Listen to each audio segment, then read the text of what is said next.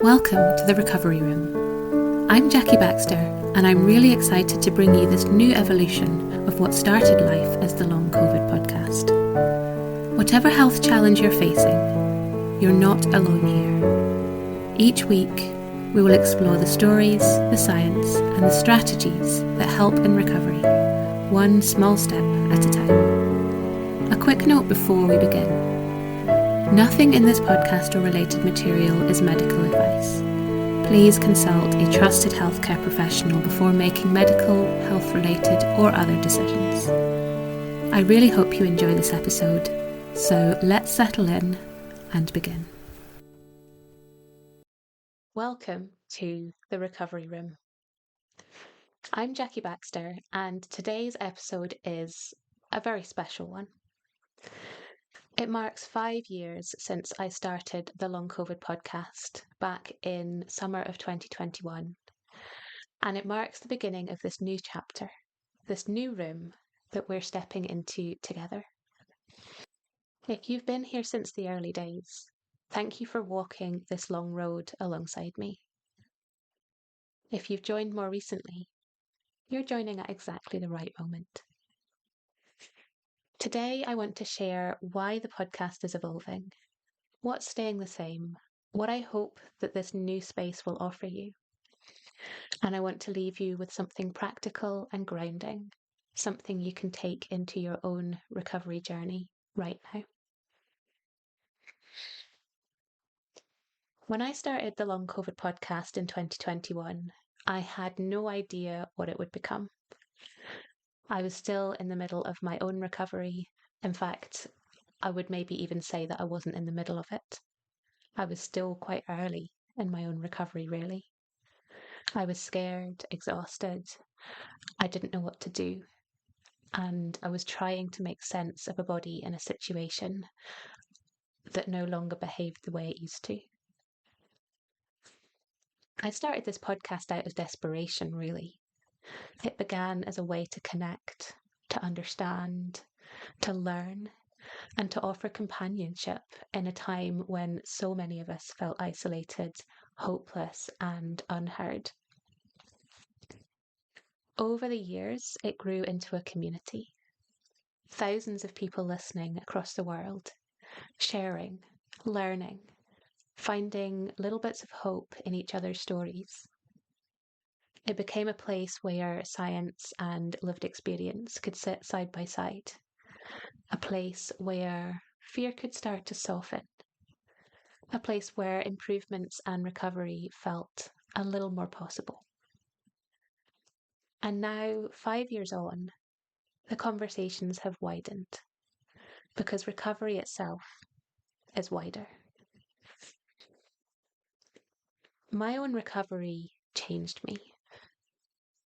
My own experience with long COVID changed me. It taught me that healing isn't just about symptoms. It's far wider than that.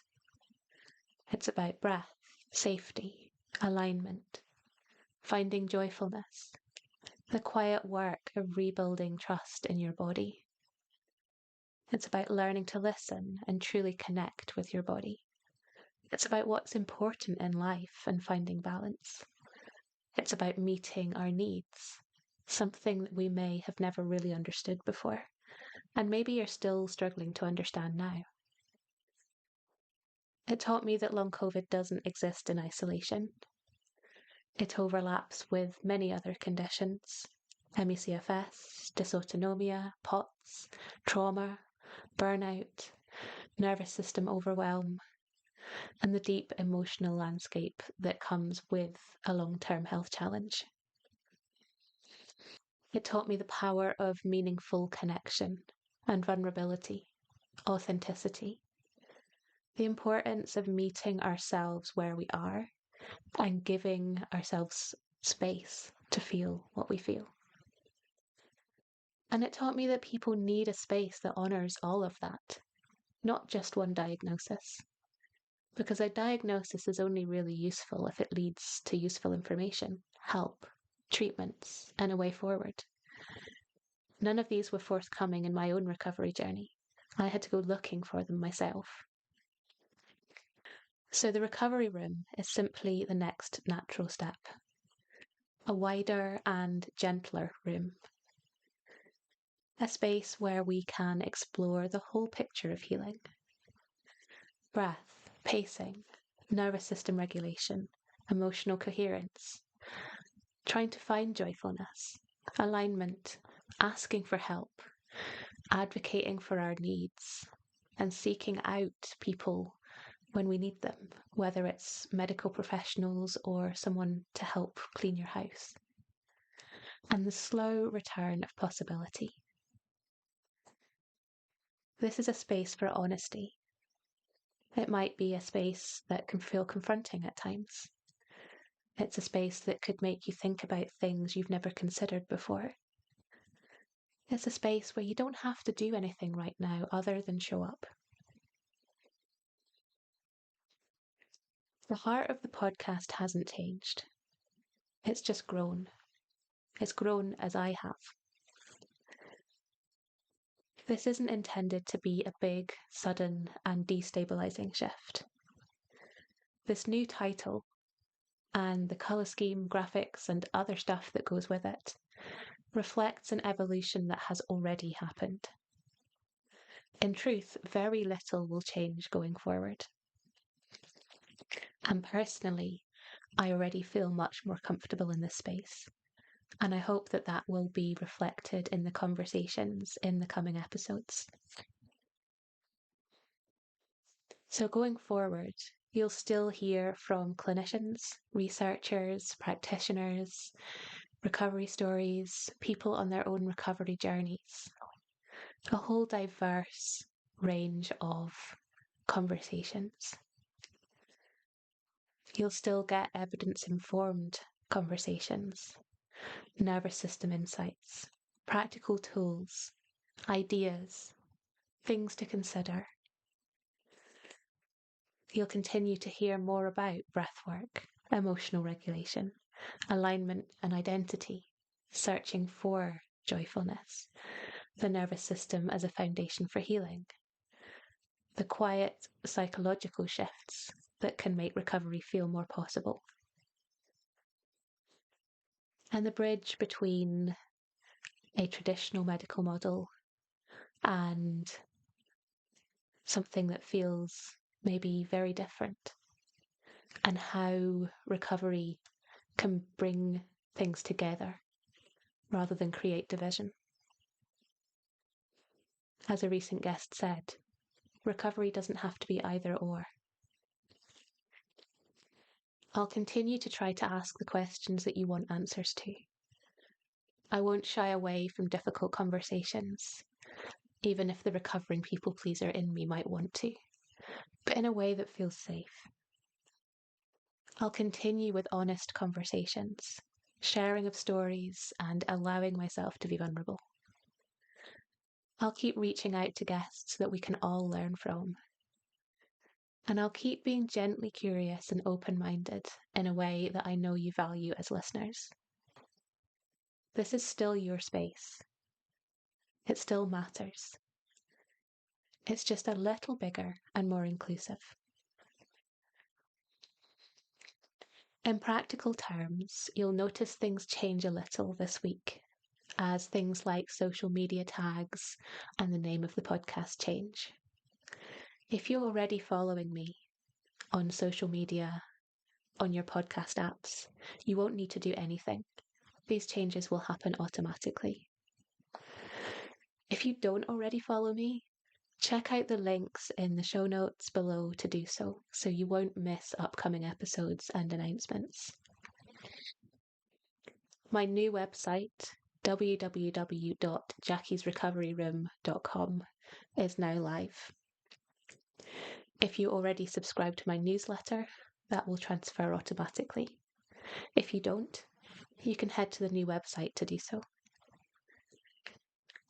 I'm doing everything I can to make this transition as seamless as possible. Believe me, I have lists and plans scattered all over my desk in an attempt to organise this as best as possible. I truly appreciate your support and patience with any little glitches that probably will come up through this process. I'm not perfect, and neither is technology. If you do see anything wrong, please do let me know. It's incredibly helpful to me to know if you've spotted something that I've missed. Starting next week, I'll be back with new guests, new insights, but the same format that you're all used to. I want to leave you with something simple and grounding, something that you can use right now, wherever you are in your recovery. We're going to gently check in with the body. And let's maybe start off by noticing, do you feel unsettled or uncomfortable? Perhaps the transition of the podcast has left you feeling a little uncertain. And if that is the case, that's completely okay. I know that for many this is a lifeline, and if things feel like they're changing, it could feel destabilizing. So let's gently check in. Starting out, let's just take a moment to notice your breath. If it helps to close your eyes and it's safe to do so, you may wish to do that. But you don't have to. So checking in here, we're not trying to change anything, just meeting it. Maybe there's a word, an image, a sound, an emotion, a sensation that you experience. There's no right or wrong way to do this. So simply noticing and allowing it is regulation. We're showing ourselves that it's okay. Next, let's ask the body one question. What would help me to feel 1% safer right now? Not perfect, not fixed, just 1%. It might be slowing down. It might be stepping outside. It might be loosening your shoulders. It might be softening your forehead or your jaw, releasing tension in your belly. It might be letting go of something you've been carrying. It might be doing nothing at all.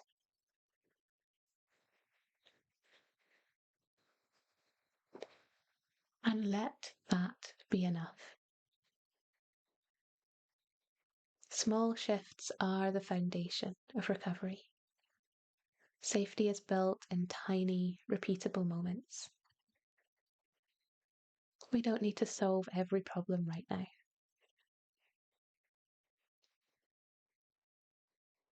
Let's take a few breaths together now.